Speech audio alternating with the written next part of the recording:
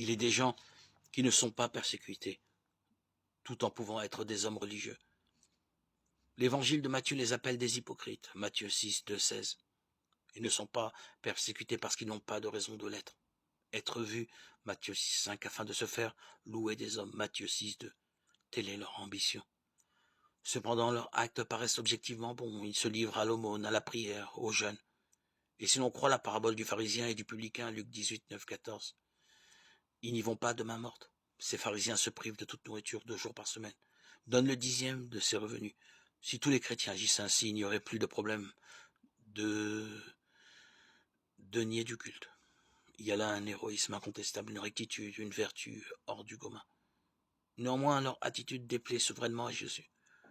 Leur motivation invalide leur démarche. À cause d'elle, leur action ne sert à rien. Leur héroïsme est inutile et leur vertu inefficace. Il veut être remarqué, considéré. Ils désirent que l'on dise du bien d'eux. Il leur faut assurer de réels efforts pour y parvenir. On pourrait se dire que c'est mieux que rien, mais l'évangile n'est pas de cet avis, car ils reçoivent immédiatement leur salaire, qui est d'être vus. Ce qui ne rime à rien. Ce salaire n'est que sable fin entre les doigts. L'événement passé, rien n'en reste. En revanche, le pécheur, le pauvre de vertu, dès lors qu'il est conscient de sa pauvreté et qu'il sait avoir besoin d'un autre, voit son avenir changer. Témoin, le publicain de la parabole, Zachée, Luc 19, 1, 10. La femme prise en flagrant délit d'adultère, Jean 8, 1, 11.